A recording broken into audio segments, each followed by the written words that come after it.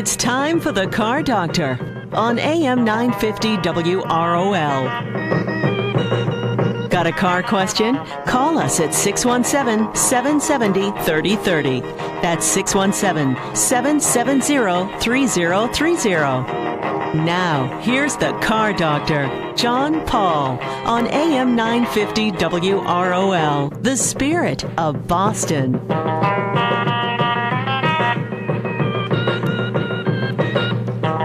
And good Saturday morning to everyone, and welcome to another edition of the Car Doctor program on this day before Mother's Day. So don't forget, buy something for Mom. Remember Mom, whatever you do on Mother's Day, that's what you're supposed to do. We have a good show planned for today. We're going to be talking about the Jeep Wrangler. The one I'm happen to be driving is a Rubicon, really kind of a... I want to take it somewhere. I want to go drive up the side of the building. It looks like it can do it. Thing's a beast. Yeah, it is kind of. And we'll talk about that. Also had the opportunity to sit a little bit with Jim Morrison, not from the Doors, the head of Ram Trucks. He was in town on Tuesday. Chatted with him just a little bit. Just a good guy. He's been on this program before a couple of times, and he was in, and they had a whole little Jeep Ram show going on where they had the latest Jeep pickup truck. If you heard Joe Agati's show earlier, I mentioned how much I liked it when I took it for a ride, and they also had the newest Ram dually diesel, which was pretty interesting. We'll talk about the column that was in the Boston Globe today, which someone criticized. I don't take criticism well. And with us on the phone, though, is our guest, Charles Strickler. Charles Strickler is an author and wrote a book called Restrations. And at first I thought it was about restoring a car, but it's actually a murder mystery. Charles, good morning, and welcome to the Car Doctor program here in Boston. Good morning, John. Thanks for having me. Yeah. When I first got the original release about your book, I sort of half expected I was going to learn how to repair rusty holes in fenders. Well, that's my son's gig. He loves to restore old cars, and that's where the idea for the story originated. And but really, it's a mystery. And Tell us about yourself a little bit first. How did all of this come together, and what was kind of the driving force about the book, and who did you write it for? Well, my son has been interested in restoring old cars since he was in third grade, and we sort of tried to nurture that interest going to car shows and concourses and different events like that. Had a lot of fun with it, and so I caught my enthusiasm for restoration and old automobiles and antiques from my son, which is sort of an ironic twist. At any rate, as we were doing one of these restorations, the idea came up, what if you found something really cool in an old car? Wouldn't it be neat to, unravel one of those mysteries? And that was the genesis of Restrations. And let's back up a little bit to your relationship. When you started to bring your son to car shows, and then you kind of got a little hooked on the hobby, which is a little bit different than most people do it. They kind of usually do it the other way around and try to get their kids hooked on the hobby. In fact, Terry Eric, who was the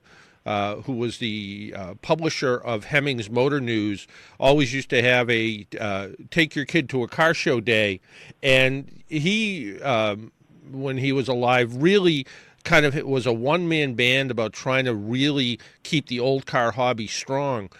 When you were doing this, was this just kind of a normal thing in your relationship, or were you trying to build a little better relationship with your son, or him with you?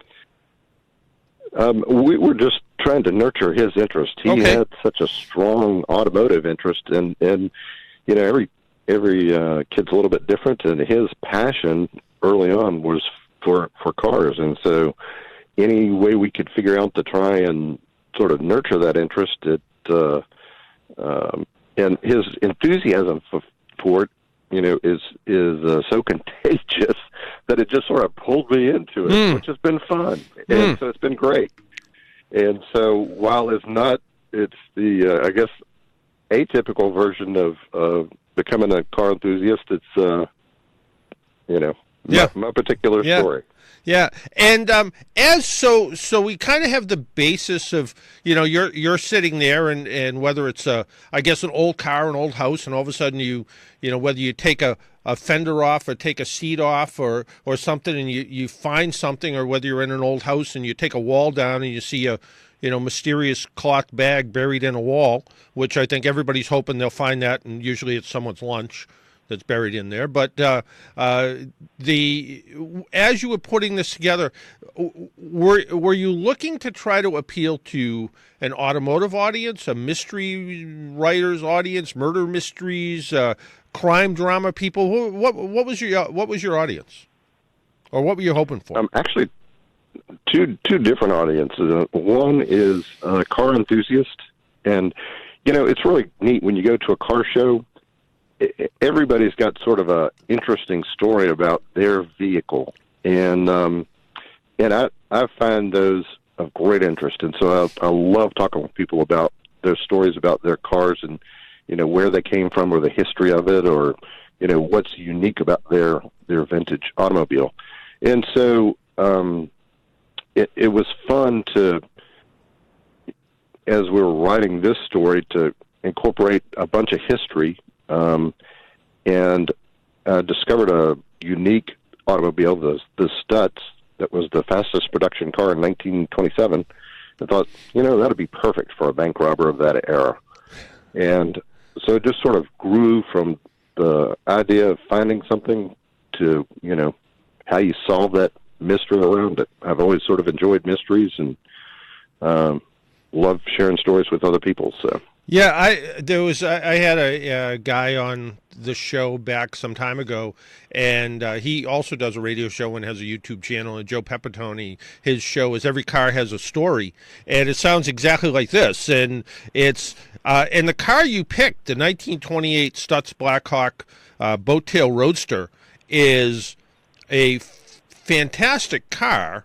And one that people will say that the mid-'60s Buick Riviera was sort of modeled after, with its boat-tail rear window.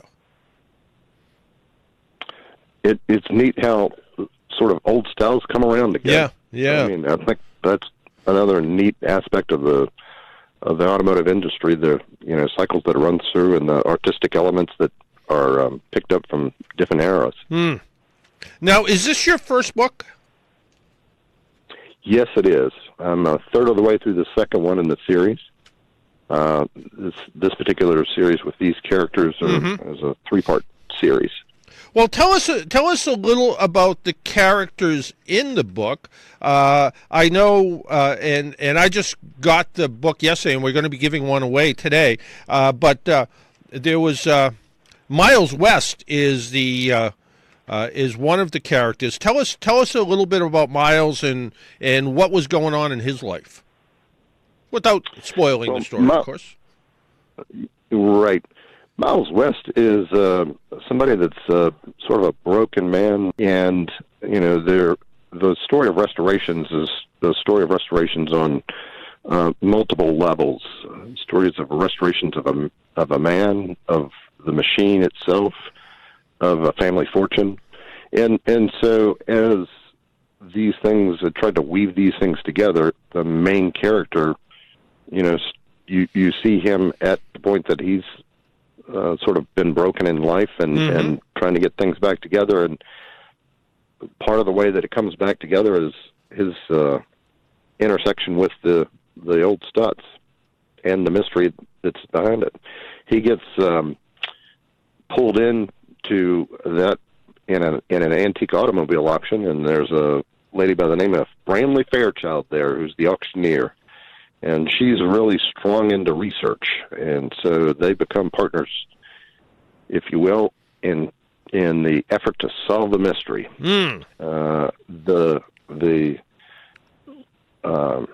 Another main character is Wick, and Wick is William Ignatius Carr. And he is a auto mechanic extraordinaire, a child prodigy, if you will. Oh, okay. and he can restore about anything. So, at any rate, it sort of is that particular person was a nod to my son's interest in automotive restoration, and not him per se, but just a nod in terms of the character. Well, to that, but you mentioned that, but also it's been my experience with people that I have known that wrote books. They always do drop a little bit of their personal life into the book somewhere. Is there any place we're going to find anything a little about you or your family tucked away in between the pages?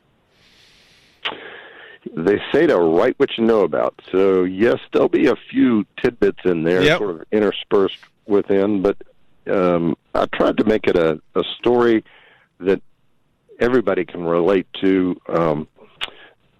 Miles West is sort of a MacGyver-type character, always sort of coming up with ingenious solutions to problems and problem-solving. And, I aspire to that, and I think everybody else sort of, likes to have a little bit of that characteristic too. So you try and interject some of those elements in there that people can relate to and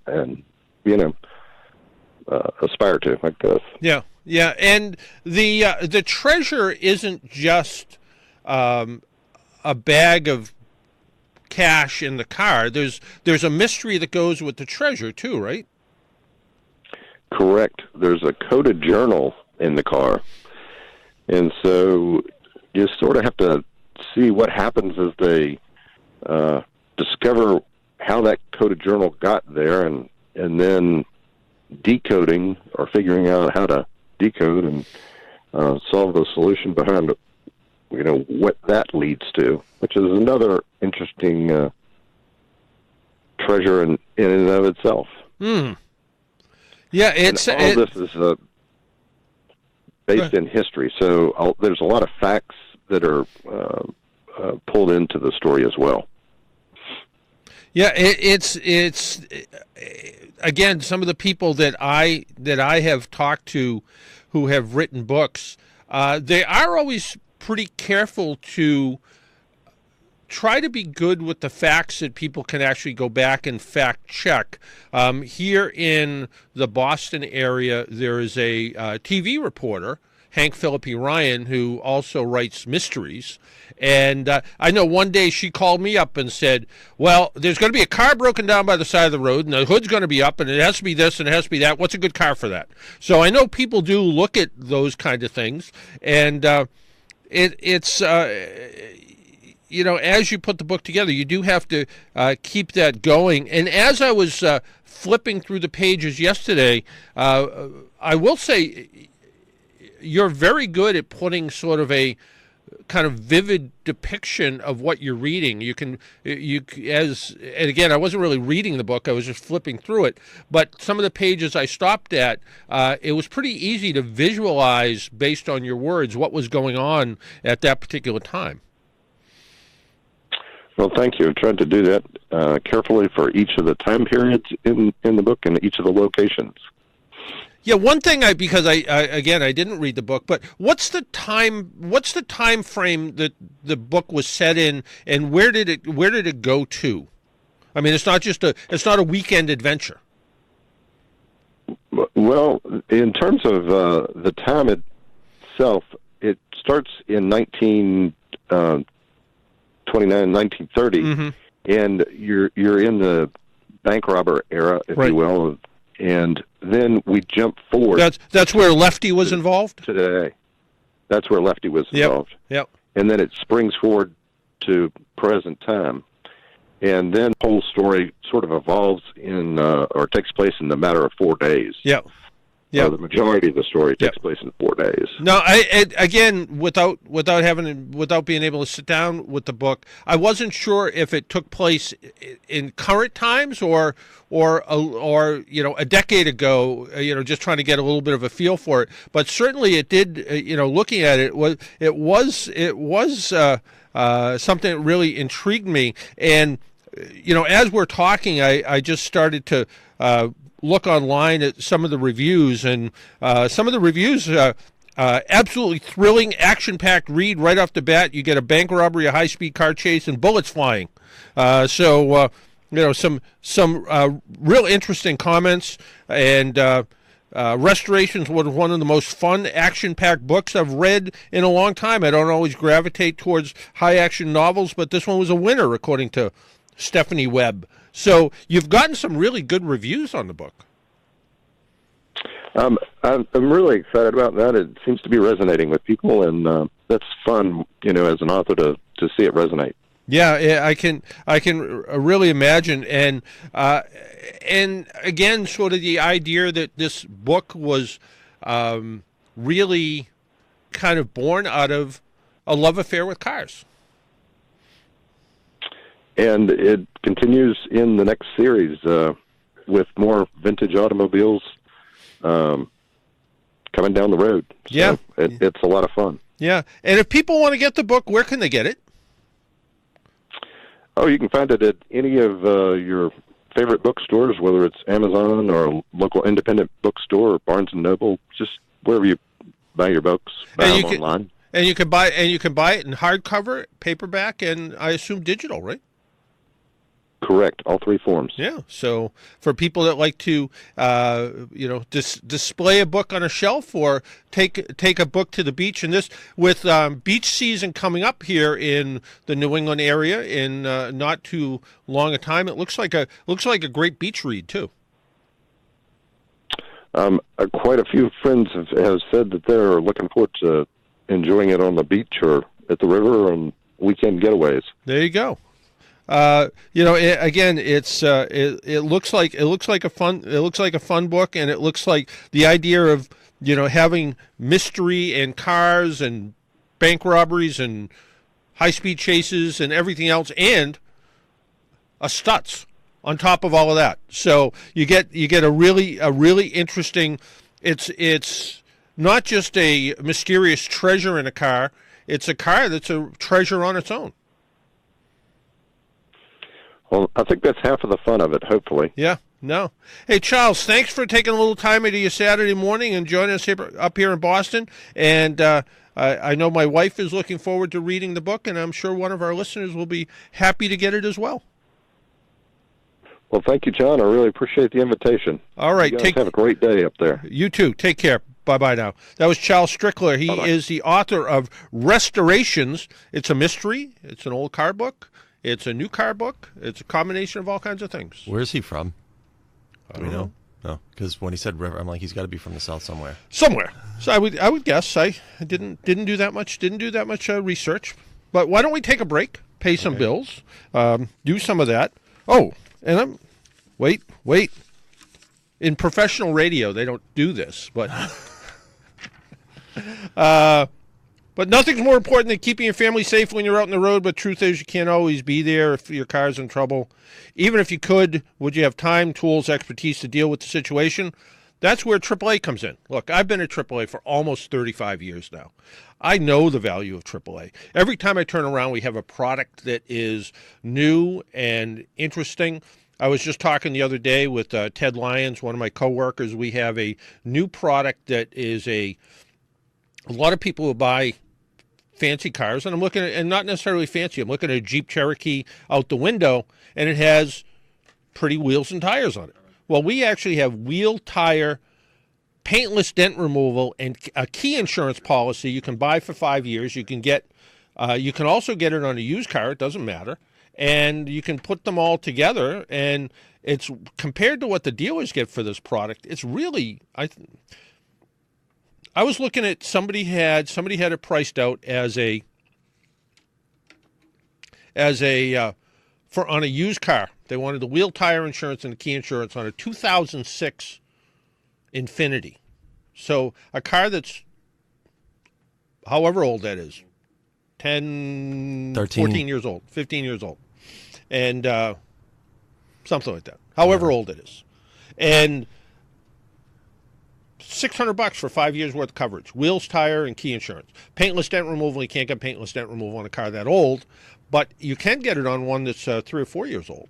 So you can get paintless dent removal, wheel tire insurance. So if you work as long as the paint's not broken, if you work in a parking lot and you worry about door dings and things like that, it's pretty good value. So every year, more than 59 million AAA members enjoy the peace of mind knowing their family's safe thanks to our world-class roadside protection. With AAA, you're fully covered no matter whose car you're in, no matter who you're with. So if you're a passenger in the car and they get a flat tire, I drove by a Dunkin' Donuts this morning. Some woman had a flat tire. Some good Samaritan was changing it for her. But that isn't always the case. So for those times you can't fix your car, we'll actually tow it. And now you can get AAA Plus, the 100 miles of towing. You don't have to be a member for a year. So if you're going on a trip and I really want that extended AAA coverage, you can actually get that now. It doesn't go into effect for a week, but that's so you don't get it today and use it tomorrow kind of thing. So because your car's already broken down. But best of all, AAA offers the 3 levels of membership, so you can get the basic membership, the plus membership, and the premier membership. Join today. It's AAA.com/join or 1-800-JOIN-AAA. Let's take that break. My name's John Paul. This is the Car Doctor program. We will be right back.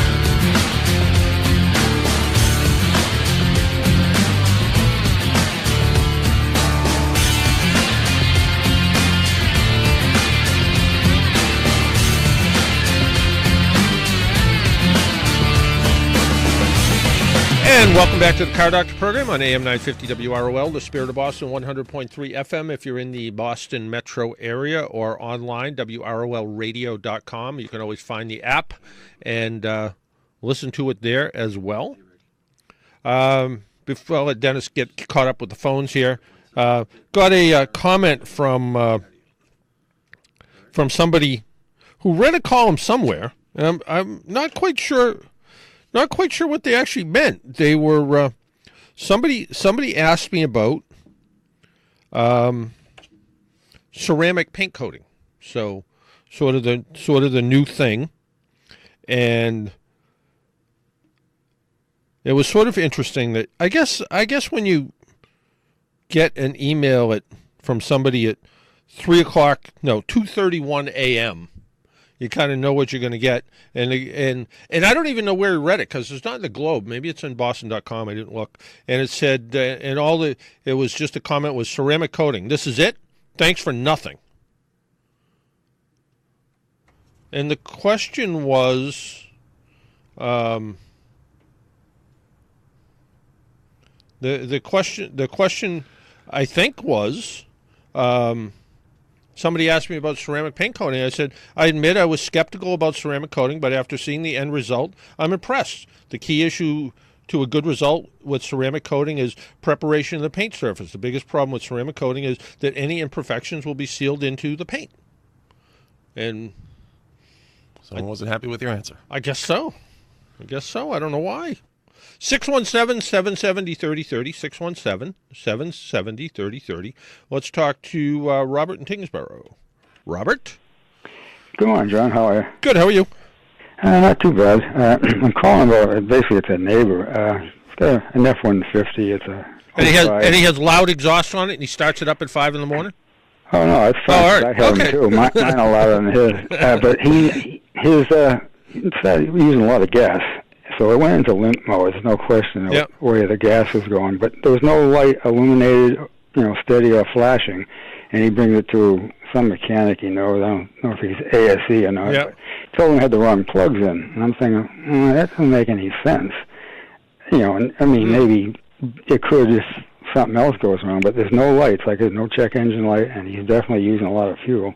Yeah, and I wonder if by the wrong plugs he just means that, sometimes it's sort of funny sometimes that, people want to see Motorcraft spark plugs in Fords, and they want to see AC Delcos in GM, and Nippon Denzos and Hondas, and NGKs and Toyotas, and sometimes you can see a little bit of a difference. The other thing, sometimes if somebody changed the plugs to a dual tip or weird electrode plug, but to see it go through that sort of fuel without a misfire code coming up is a little bit on the odd side. Yeah, that's what bothered me. Yeah.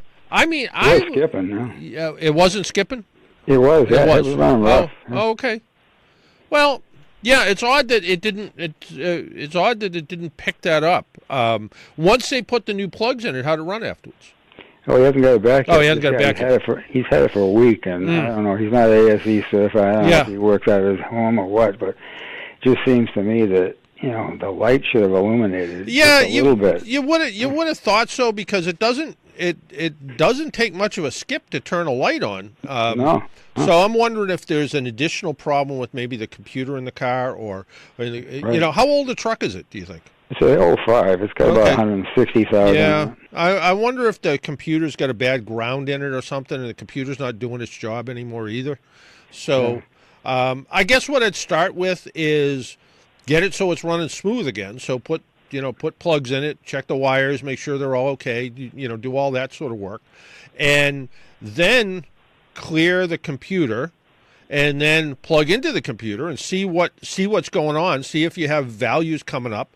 There's something they call mode 6 where you can look at other things, and but then look at fuel trim and see if, is the fuel system trying to compensate for it being overly rich.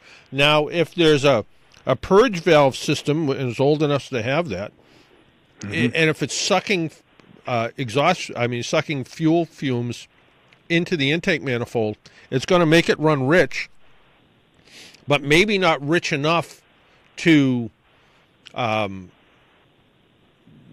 a check engine light on. There'll be an increase in gas use, but it won't be that much. I think part of what it is now with it running that rough and skipping, that's where all the fuel is going. The other thing is, if it's been running like this for a while, I'd want to pull the dipstick. Chances are the oil's all contaminated with gasoline. Yeah, I believe it just started. I mean, it had been running, he's had other issues with it. Yeah. But it's been running. Yeah. What could have happened is for whatever reason, whether it's a bad plug or the wrong plugs, and those are the long shaft spark plugs that can tend to be a problem anyway. And at this point, you have to check other people's work first. So if somebody did something to it, you want to make sure that if it does in fact have the wrong plugs in it, if there is something up. So I don't know why it's taken a week, but on the other hand, if it was coming in, it was running rough and was skipping, and I had no way to check anything. Yeah, I'd pull all 8 or 6 plugs or whatever it is out. Yeah, it's an 8. Yeah, an 8. Pull all 8 plugs. Look at them. See what's going on. Look, are they black and sooty? Are they black and oily? Are they gas fouled? Are they oil fouled? See what the case is, and then kind of go from there and say, well, do I have a leaky fuel injector? Is there a fuel injector leaking down right on top of one of the plugs? And look at the one that's fouled and figure out what it is. But the first thing you got to do is get those plugs, cleaned up, or a new set of plugs in there, so you can get it so you have some place to start. It's not all that unusual with those old Ford trucks to have an injector that's leaking down too. Exactly. Yeah. Yeah, he thought he had a gas leak at first. He was looking under the truck, but no, that wasn't the problem. So it was using that much more gas, huh? Yeah. He said he could actually see the gauge dropping kind of rapidly. That's why, I said, gee, the light should flash and you don't drive it. The converter could be at risk. Yeah, because, at this, if it's using that kind of gas, the converter, after driving a little bit, is going to be bright red trying to burn up that much fuel. Yeah, at this point, he may need to bring it to a real shop. Exactly. Maybe a Ford, dealership. Maybe a Ford dealer or somebody who's very familiar with Fords, who can look at fuel trim, and they can look at, they have either a good universal scanner or a Ford scanner, and actually look at everything and see what's going on. Yeah, again, it's these kind of things that sometimes you overthink them a little too much, and you go, well, let's look at this. When in fact the real problem is, the truck might be just getting old. It's definitely that. Yeah, I mean, it's we were trying to do math earlier. We didn't do very well, but it's 14 years old at this point. So, look at it and say, is there something else going on I need to look at? As you pull the plugs out, is if you do see one that's really oily, would it hurt to throw a compression gauge in there and see if the compression's off in that one cylinder at least? You don't have to necessarily do the compression in all 8, but check the compression in that one and see if it's 60 or 70 pounds, the engine's got a problem. If it's 130 or 140, it might not be where it should be, but it's not going to be enough to cause that kind of a problem. So look at that, and then like I said, look at what's going on with the fuel, and the fuel trim will give you a good idea about if the computer system is trying to compensate for what's going on. And it could be a temperature sensor that's reading low all the time, and it's trying to add extra fuel because it thinks the engine's cold. Could be an oxygen sensor that's not reading correctly anymore, and it's trying to add extra fuel because it's not reading the information it should. But at the very beginning, we got to get it to run back on 8. So, putting some plugs in it and checking the wires and so forth, you got to start there. Okay, John. Okay. Thanks for the info. All right. Thanks, Robert. Have a great Take day. care. You Bye. as well. Bye-bye.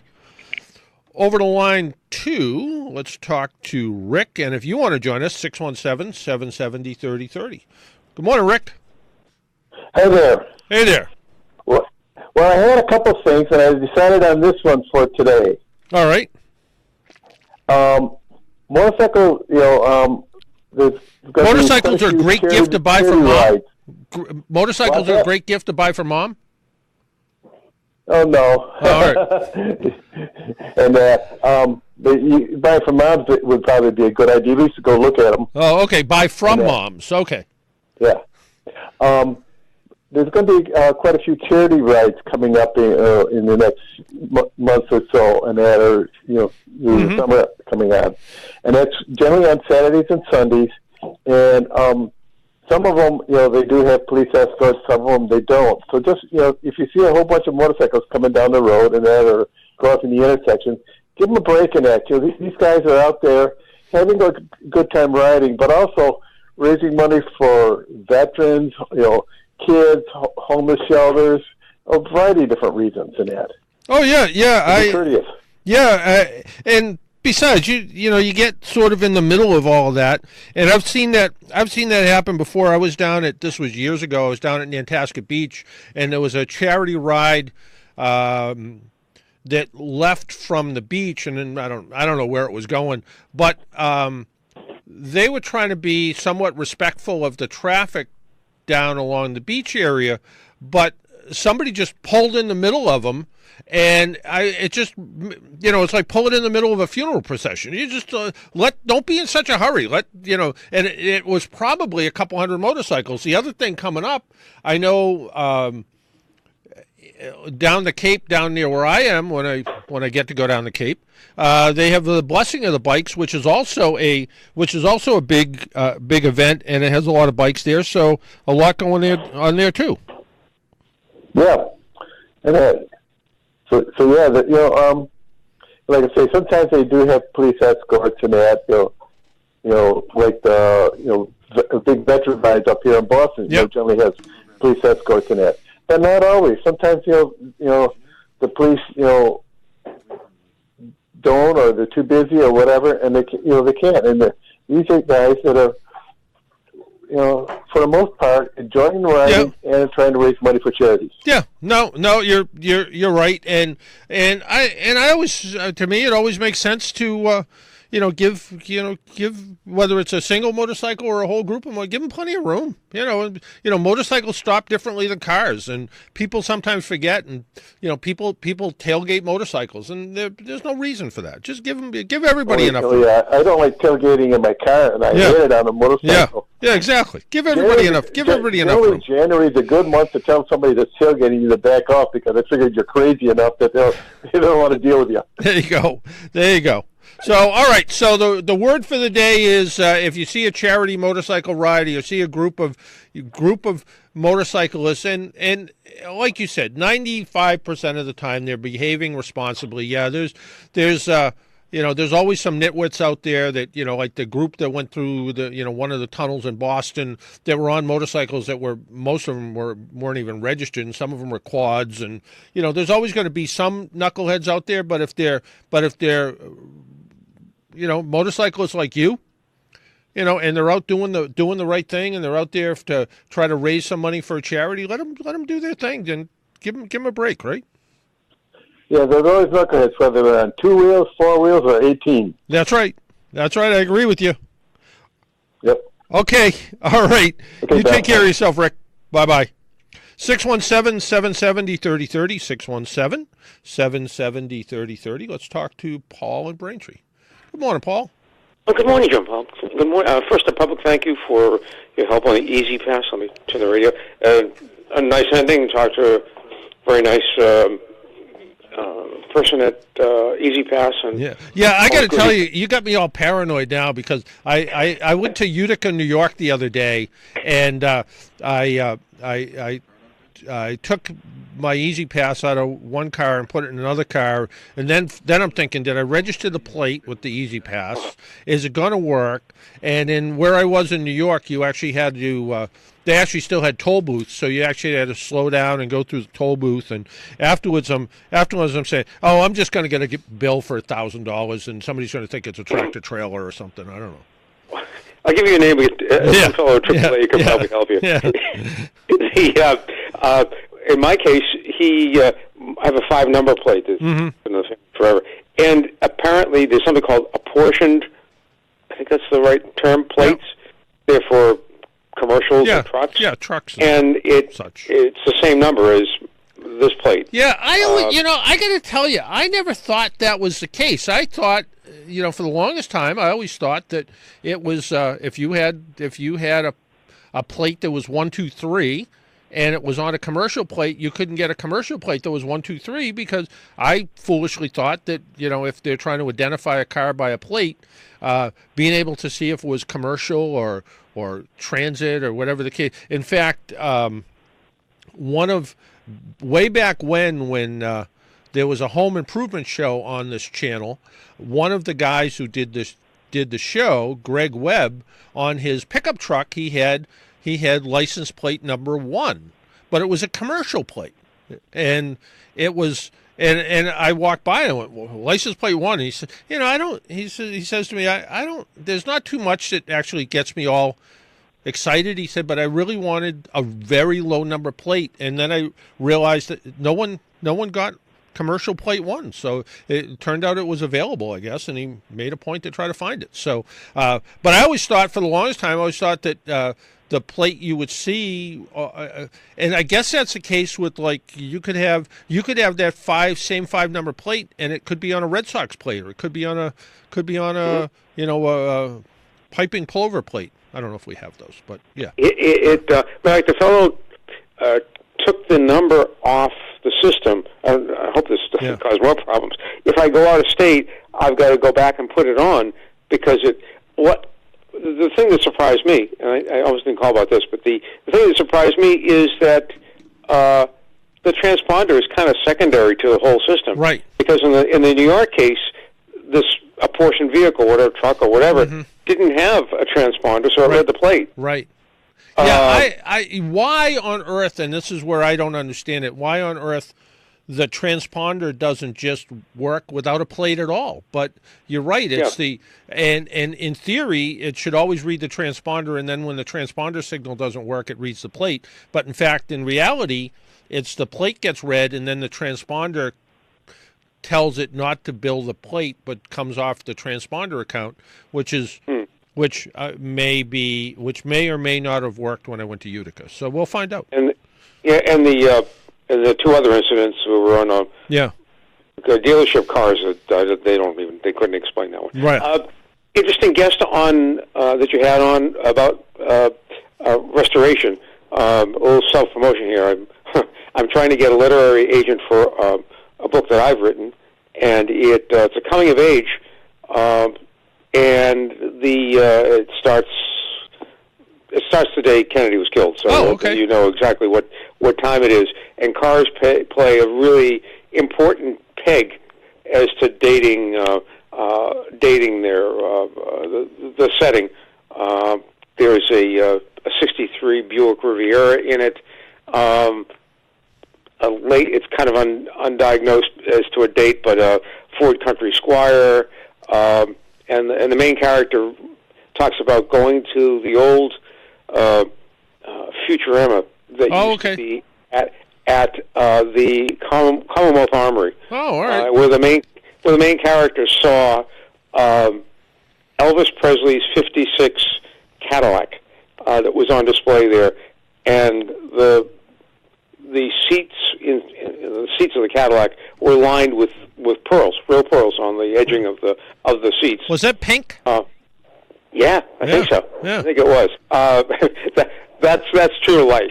But so the whole various cars in there. There's a 55 Caddy in there, and so it's kind of fun. It just kind of makes a setting and get a feeling for the era, I suppose. When how close to completion is this book? The book is finished. Oh, it is. Okay. Yeah. Matter of fact, after I make this call, it's send out what they call query letters. Oh, yeah. And there are so many literary agents, mostly in New York. You try to get an agent that is looking for what's called a historical setting, historical novel fiction, and send it out to them. And it's called Post-War Babies, and it goes a short arc from the death of JFK to 9 months later, the Gulf of Tonkin incident, which got us involved in Vietnam, and how it affects a bunch of teenage kids. And it's a coming-of-age novel, mostly fiction, except for the cars and a few other.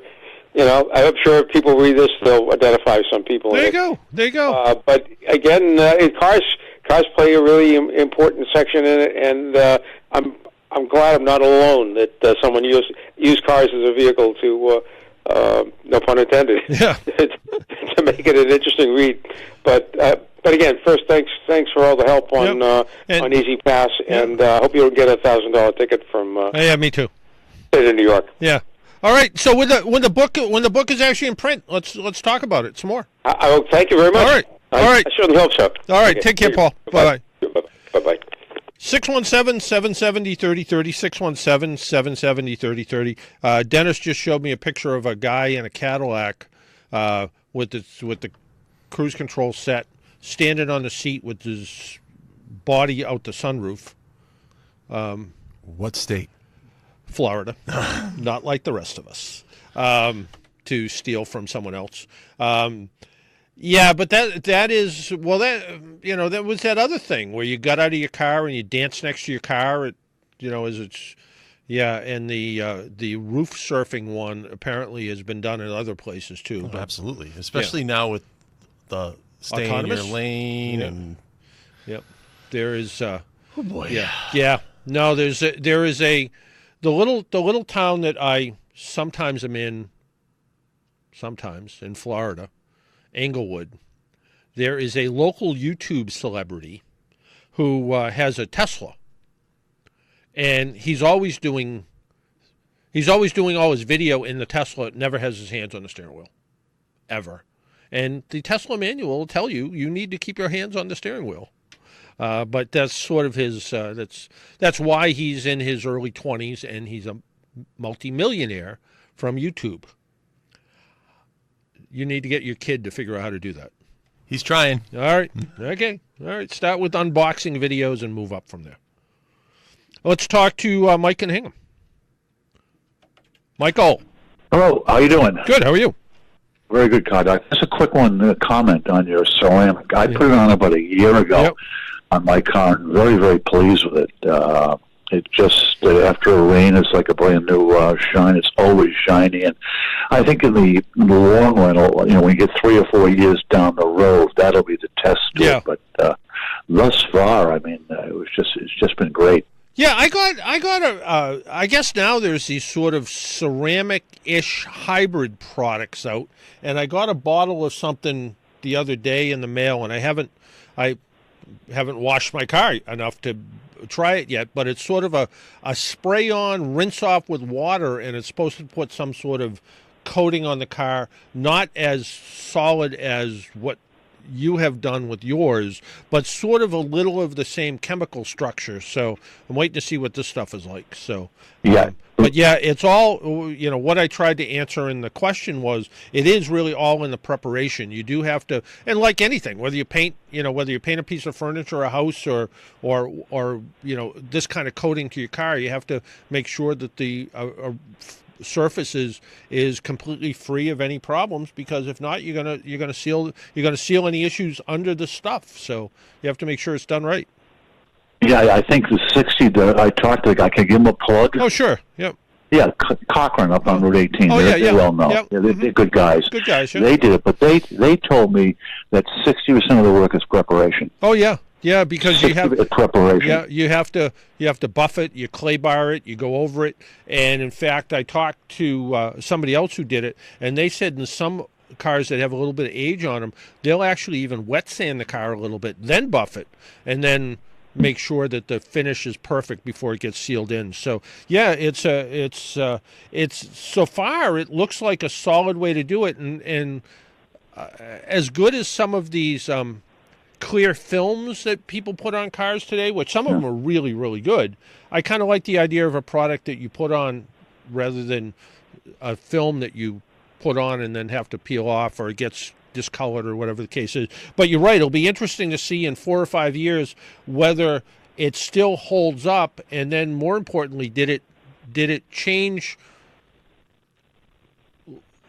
the look of it at all? Did it, has it started to, turn a little opaque over the paint finish or anything like that? So it will be interesting. But some of the ones that I have seen online that look like they've been done years ago seem to be holding up pretty well.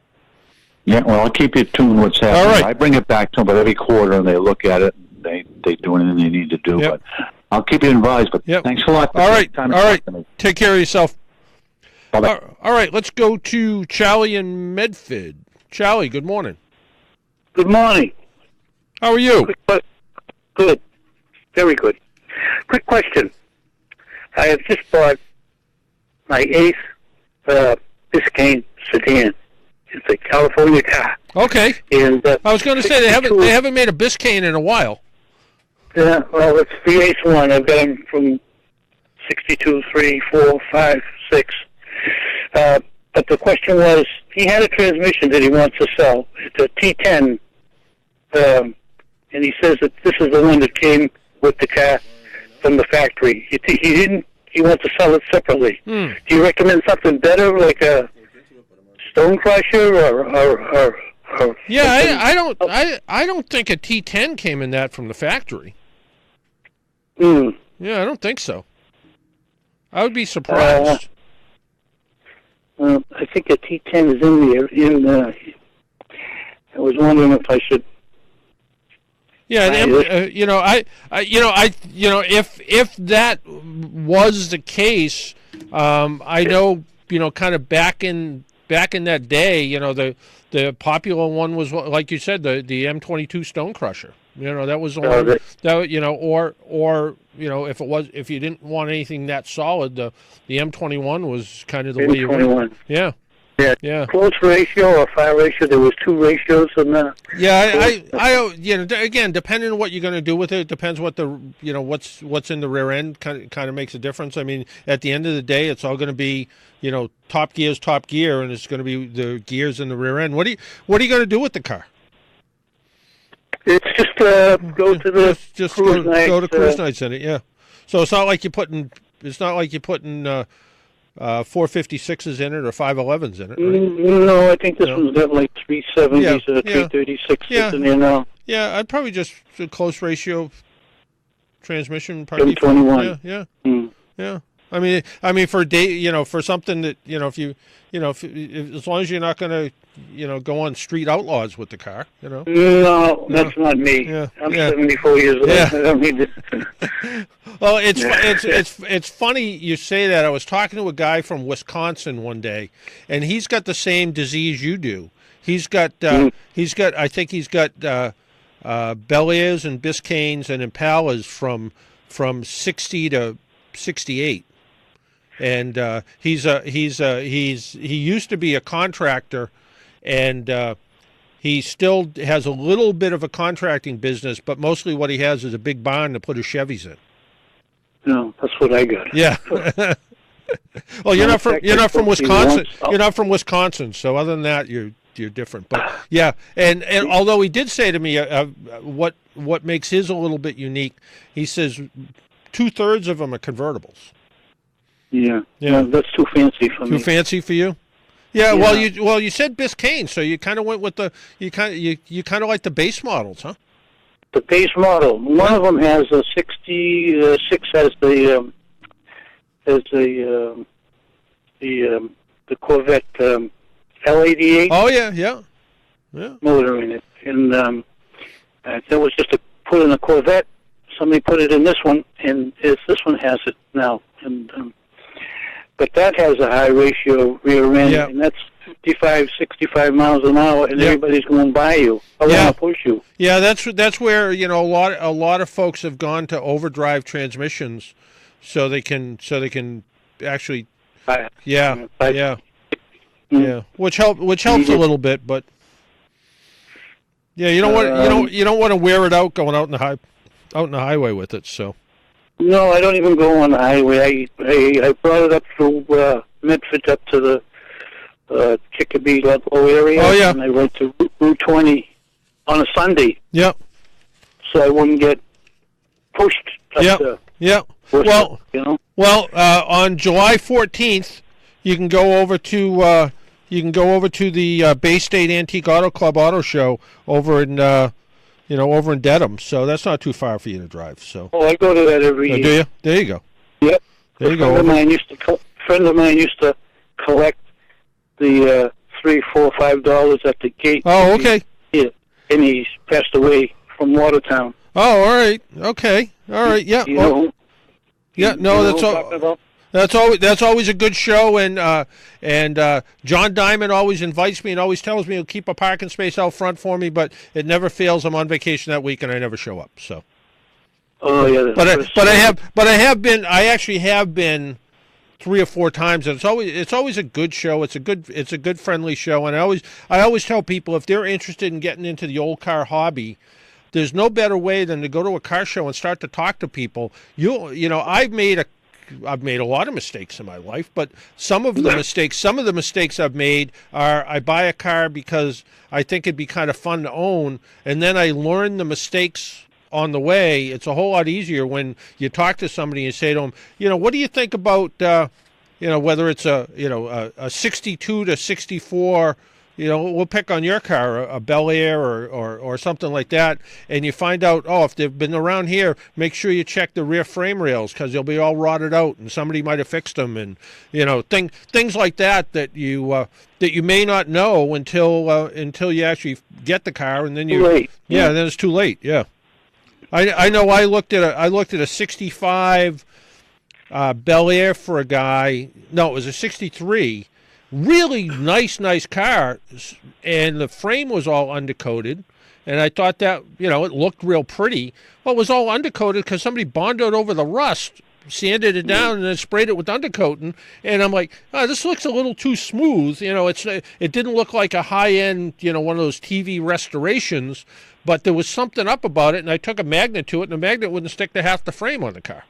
Yeah. Thick spray.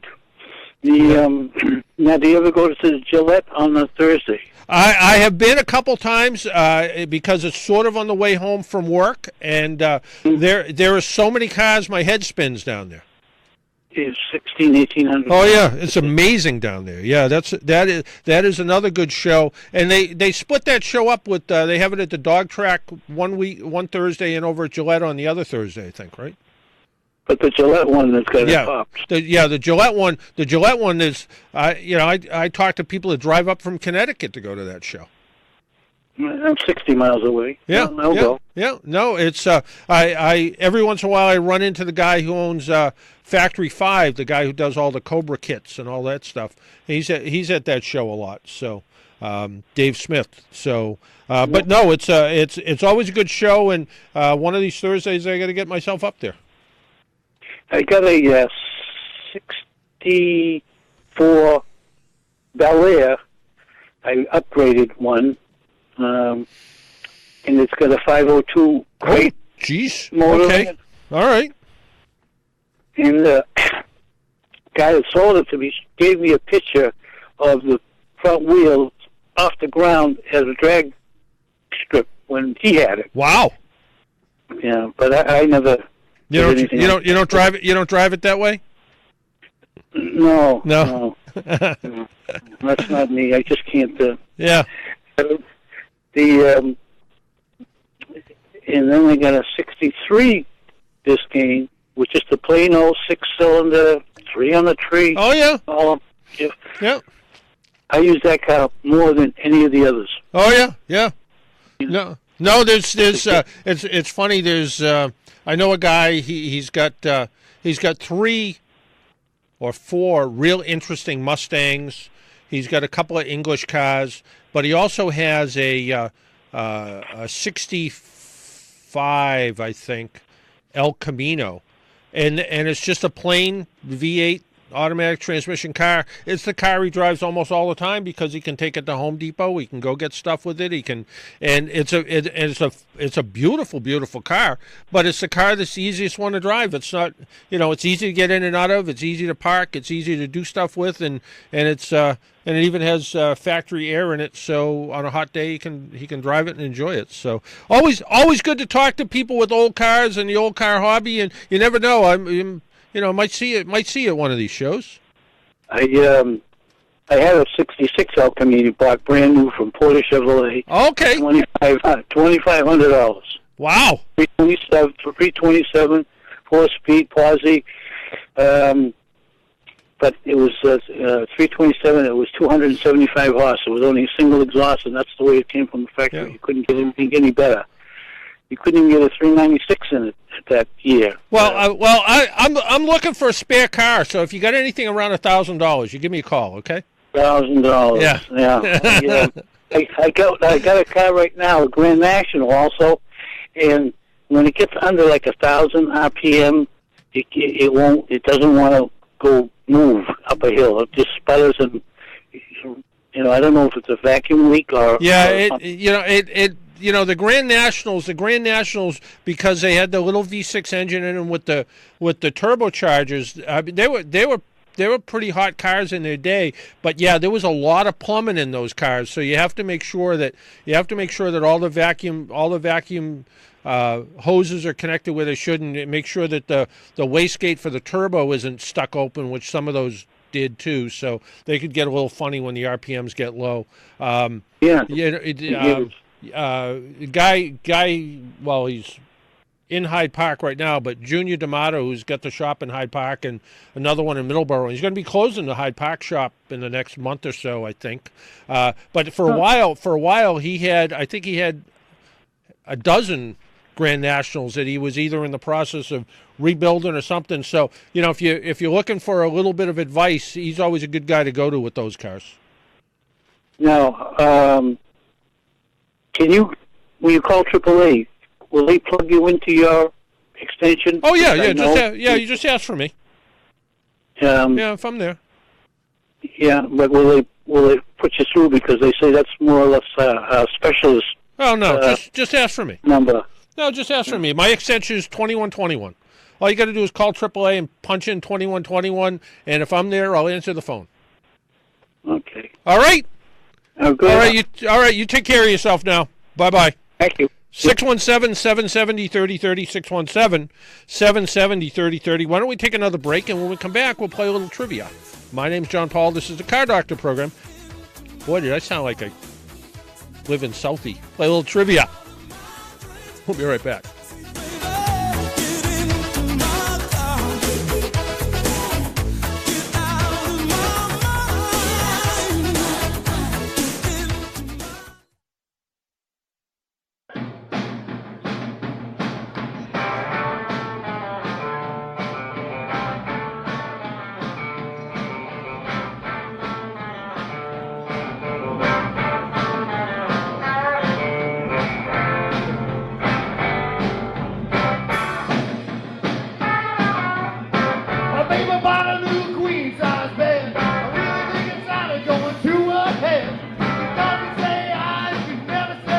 I didn't say the guys did the song really good.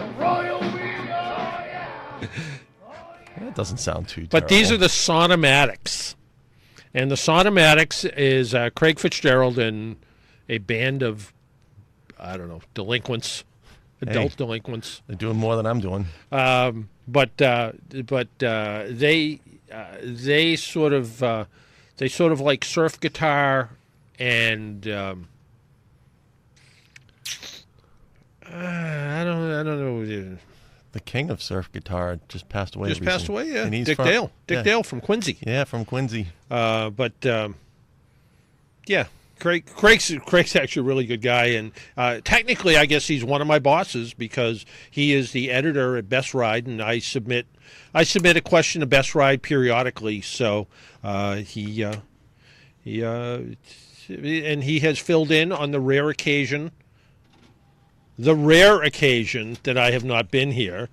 I got criticized from you the other day. Well, you said you didn't miss a day in 20 some odd years, and I had to call you out. What I really meant was, in all the years I've been doing radio, I've always had a radio program. In like the 20 some odd years, whether it was on, my very first program on what used to be WDIS radio, which was owned by an attorney from Brockton, and that eventually faded away. But in its infancy, before it was that station, it had a lot of actually named personalities who worked there.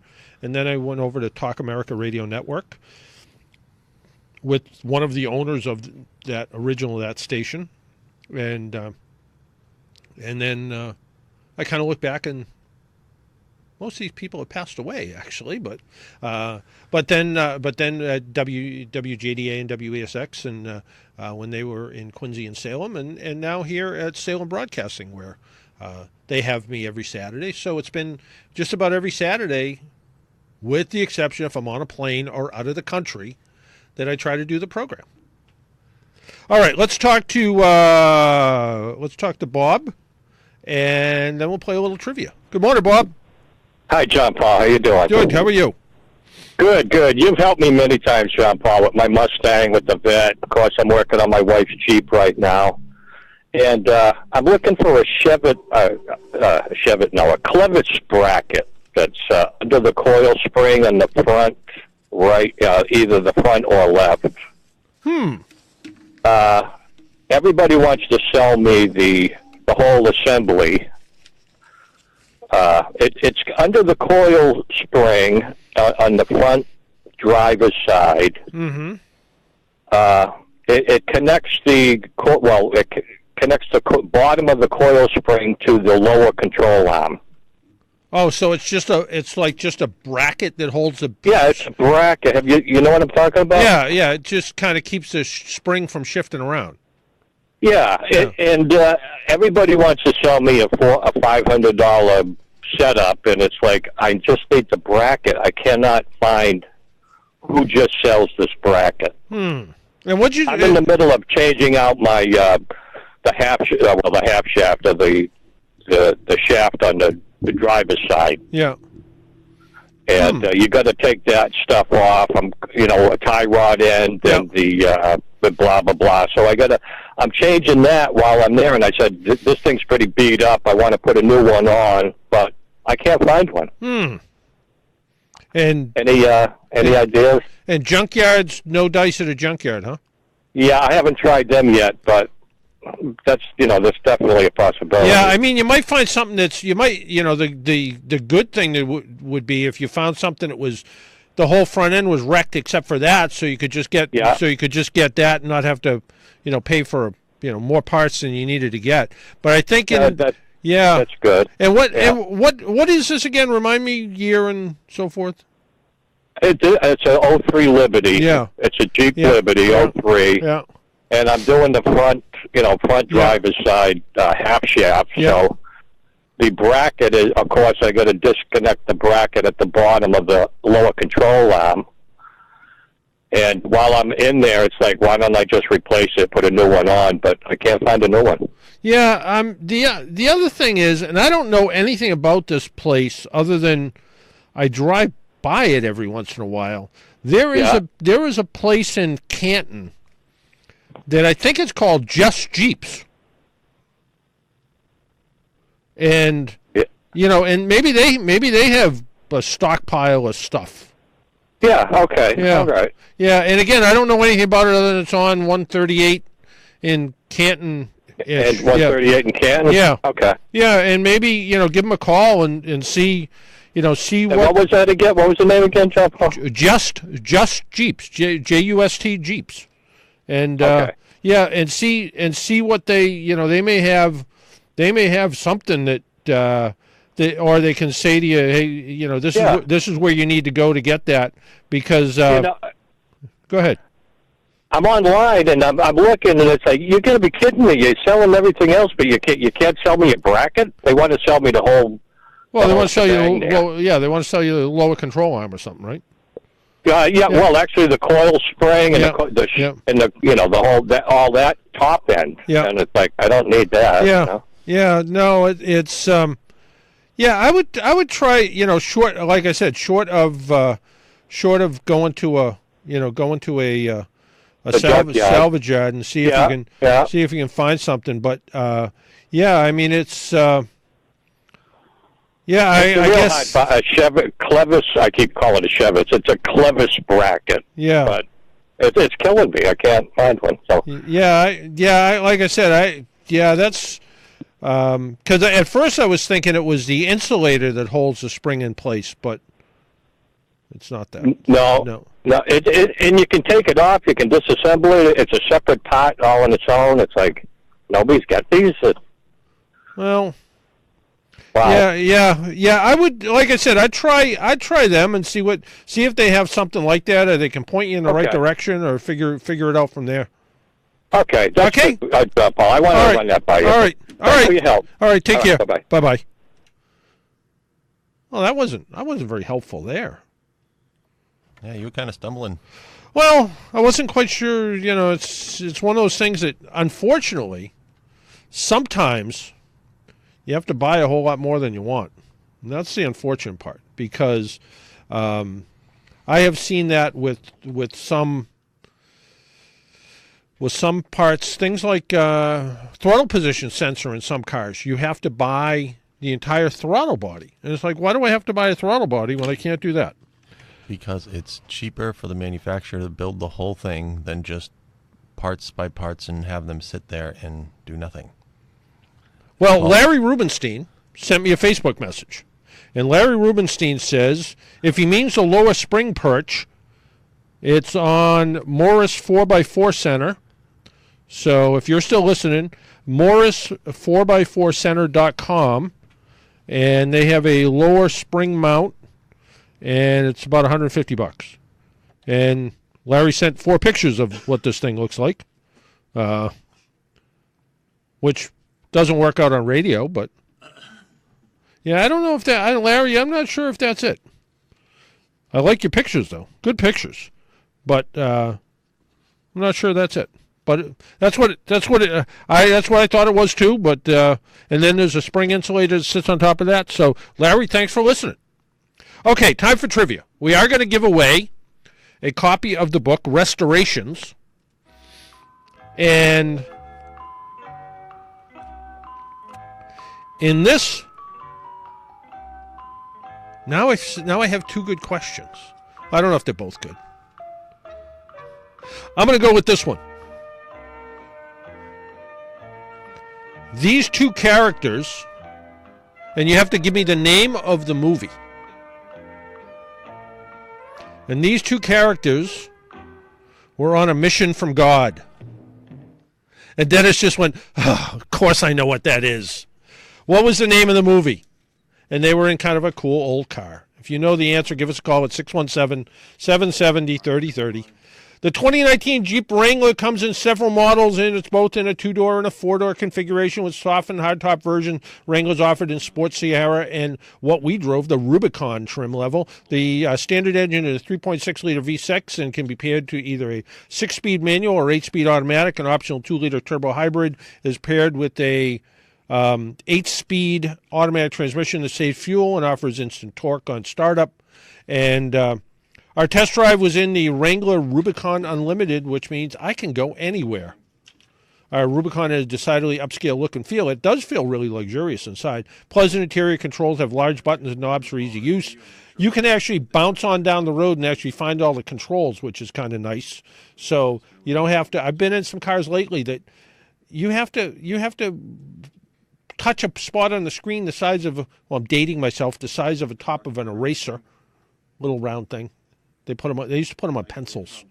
But some other optional highlights include automatic temperature control, heated seats, power mirrors, steering wheel controls, 12-volt accessory outlets, even 115-volt outlet. Because this is the Rubicon, you can lock the differentials, you can disconnect the front sway bar.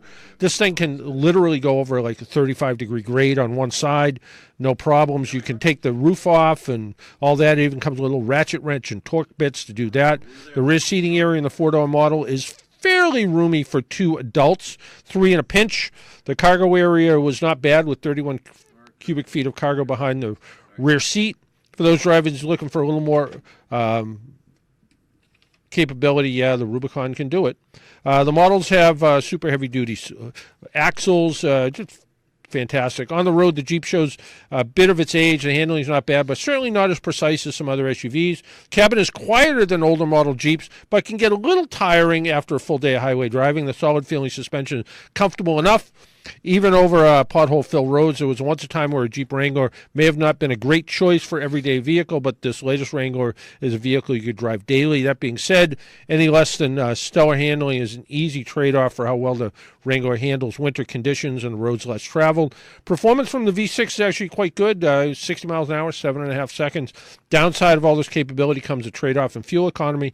Yeah, not going to do great, 21, 22 miles per gallon.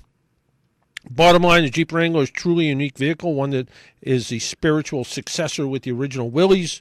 And with the potent V6 engine, legendary off-road ability, classic style, modern features, Jeep is still a winner today.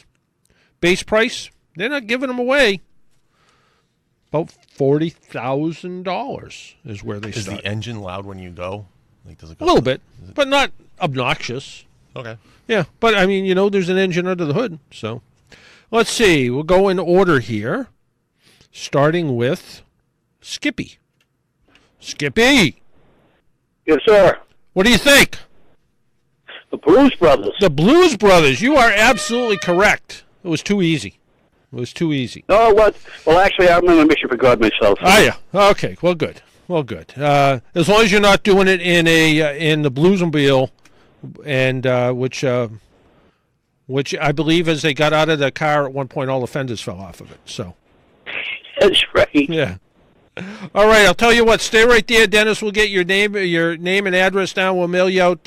Mail you out this book called Restrations. Thanks a lot. All right, take care, Skippy. Stay right there. Dennis will take care of you. Well, I got a set of earplugs in the mail the other day. And I'm not even going to try to pronounce the name of them, but they're called high-definition earplugs. The model is an ER20. They are from a company called Etymotic, and I don't even have that. It's Etymotic. Paul Sullivan, how would you pronounce that? Etymotic? Do one more time. E-T. E-T-Y. What? Motic. I think Etymotic. Etymotic? Yeah. All right. Okay. Yeah. All right. Your job if is... there were two T's, it would be Etymotic. Yeah. Your job is done. Okay. Thank you. Good night. But I got these earplugs in the mail the other day, and I was cutting a piece of stainless steel. You broke the plane, man. You broke the plane. No, my area. I try to do my best over here, you know? I'm trying to do my best. Trying to do a lot of things at one time.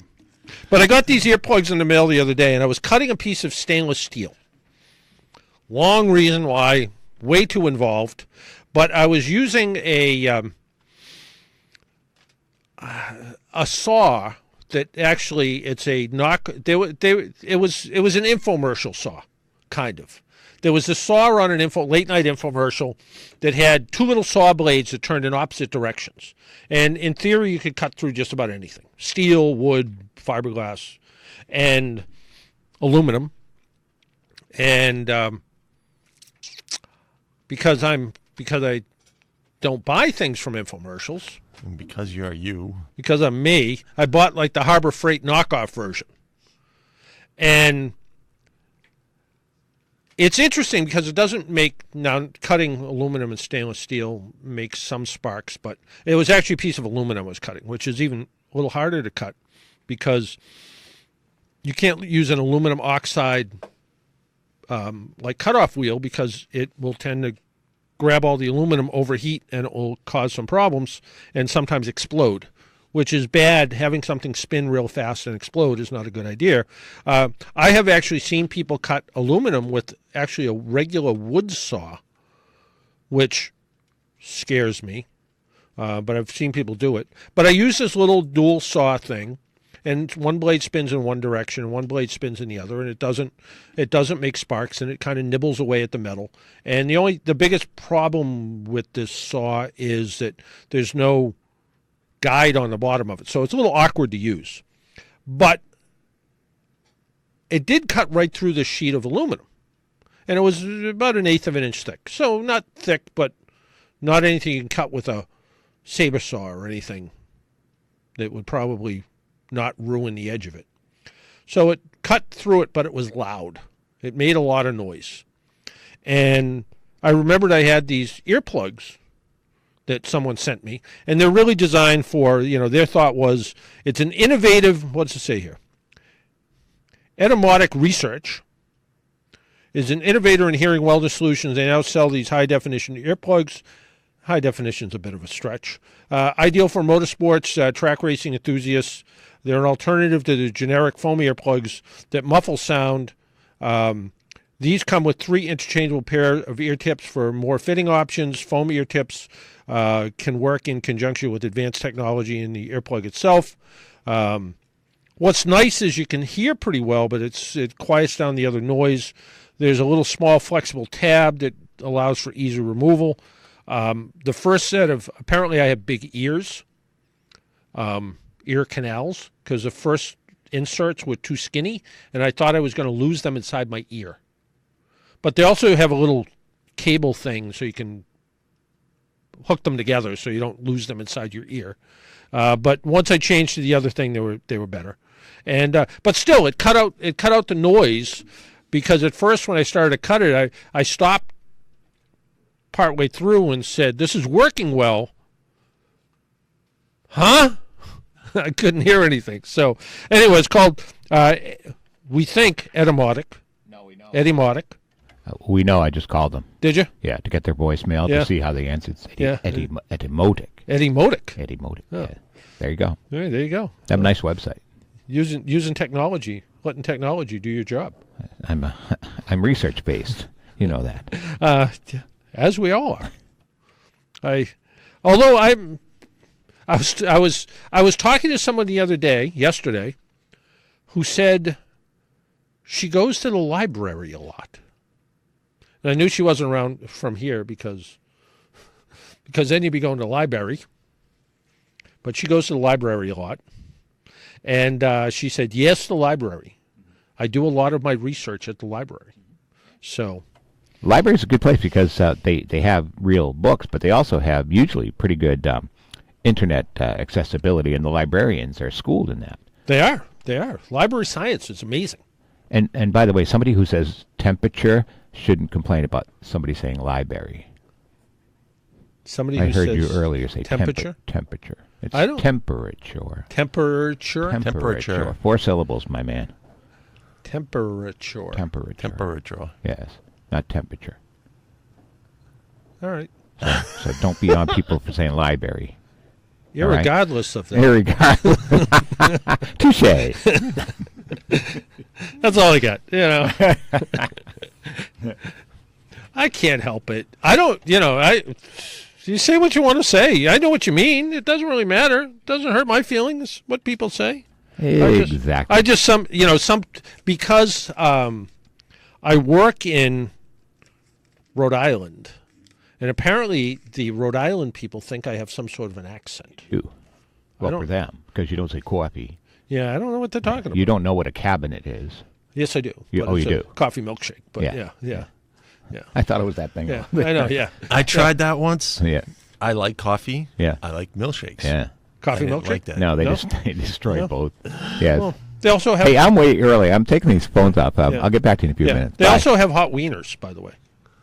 Yeah, and they put mayonnaise. No, it's mustard. It's mustard relish. No, it's mustard. No. They put mayonnaise. They ask you if you want mayonnaise with your French fries. Oh yeah.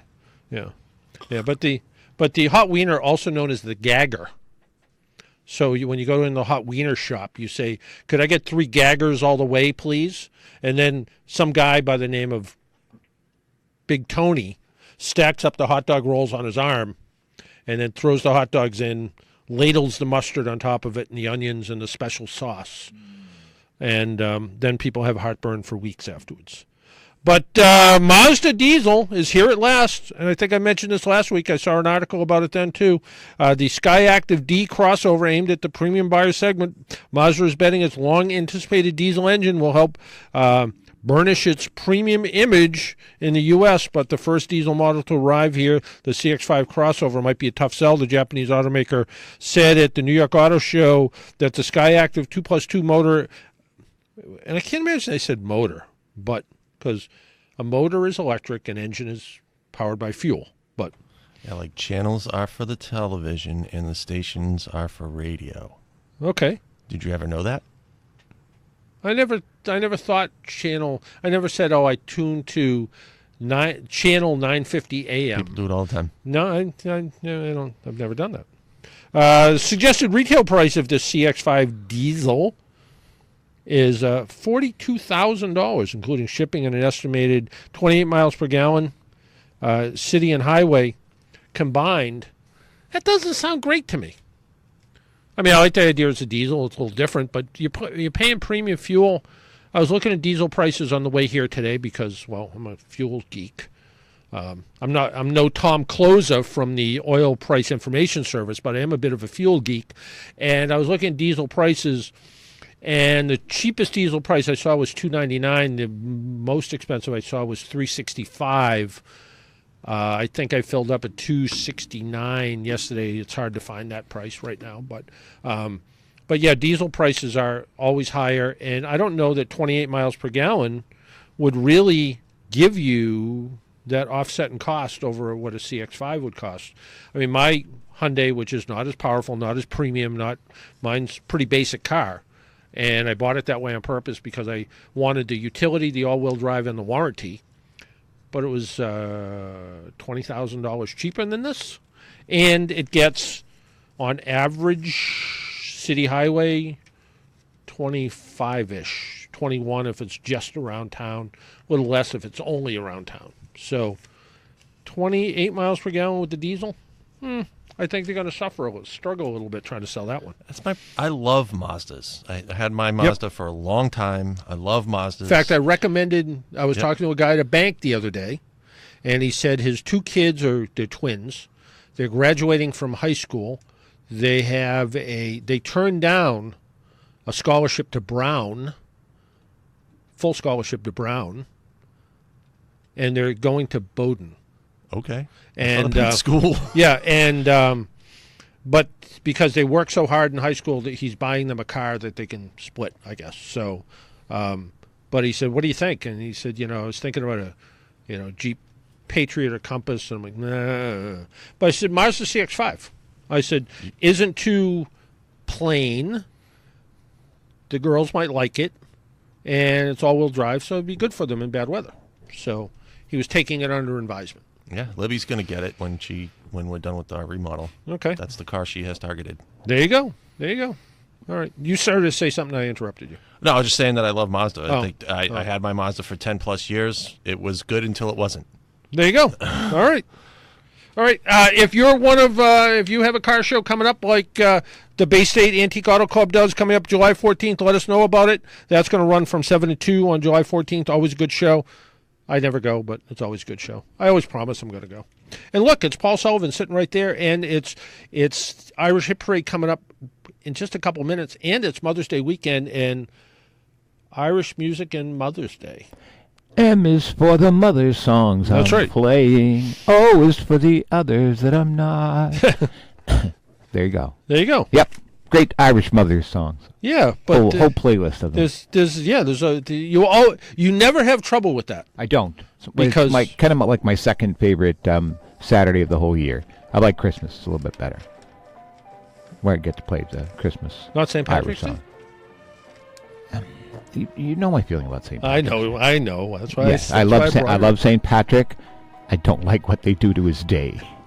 On the other hand, we're St. Patrick's Day 52 weeks a year right here on WROL Irish Radio. That's right. Absolutely. Hey, the piano guy means I have to go. The very best in Irish music is coming up next with Paul Sullivan and the Irish Hit Parade. Till next week, make sure you wear your seatbelt, drive safely, be good to your car. Talk to you all next week. Bye-bye.